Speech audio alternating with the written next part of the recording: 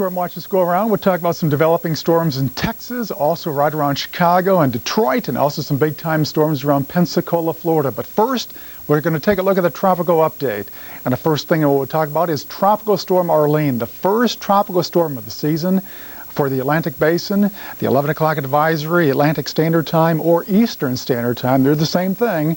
The center of circulation was 29.2 degrees north, 58.4 degrees west, or some 430 miles to the east-southeast of Bermuda, which is that speck right there. This is Tropical Storm Arlene, and again, this top sustained wind 60 miles per hour. It may become a minimal hurricane within the next 12 to 18 hours. That was the official forecast. It has since we've backed down on that a little bit, the Hurricane Center has, and said, well, there's a little bit of wind shear right now in and around the region. And once again, it may not reach minimal hurricane status by this time tomorrow, but there is still a shot. Right now, top sustained winds 60 miles per hour. Look at this northwestward drift, 2 miles per hour. They become more of a west-northwesterly drift at about the same speed within the next 12 to 24 hours too, so making a curve just a little bit more towards the west-northwest. Estimated pressure right now is at 1,000 millibars, so again, a very minimal tropical storm right now, which could become a minimal hurricane within the next 24 hours.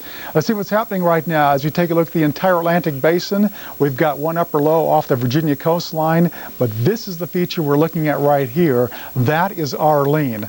A closer inspection, we will check again on some of the convection in and around the center of circulation.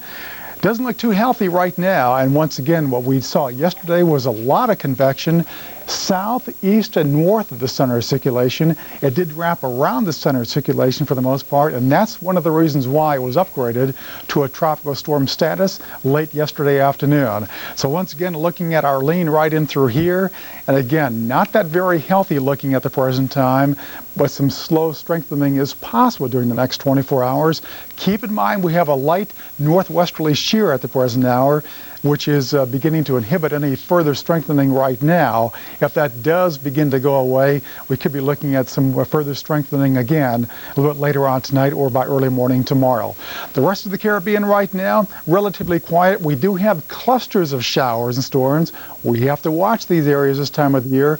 Climatology says look out for the Western Caribbean and the Gulf of Mexico this time of the year. So you've got a pocket of thunderstorms in the western tip of Cuba right now. Also looking at some more to the southeast of the Bahamas. And overall, we can show you what's going on over the mid-Atlantic right now. And once again, relatively quiet. Cluster of showers and storms to the south. Again, but again, well to south of the islands right now for any further likely strengthening here or development at this time. So again, we will keep an eye on what's going on with Arlene every hour. And once again, we'll let you know if that's going to be upgraded to hurricane status or not. It could be one of the earliest hurricanes reaching hurricane status during the month of June. Otherwise, we're going to keep our eyes in the middle part of the country. Dew points are high. Could be looking at more heavy rains in and around Chicago. Soaking rain from Chicago to the south could mean flash floods in some areas and Arlene in the Atlantic. Is there a major or minor threat? Stay tuned for your details ahead on Weather Center. Is it the thick, rich chocolate flavor? Is it the soft, luscious cherry flavor? Or the way it yields to the gentlest bite? Or is it the fact that 500 milligrams of bone-strengthening calcium doesn't come in a big, honking horse pill? Calburst from Nature Made. Have some pleasure with your calcium. To reduce your bill, call Geico Direct. Unless you believe in the car insurance fairy. Geico. A 15-minute call could save you 15% or more on car insurance.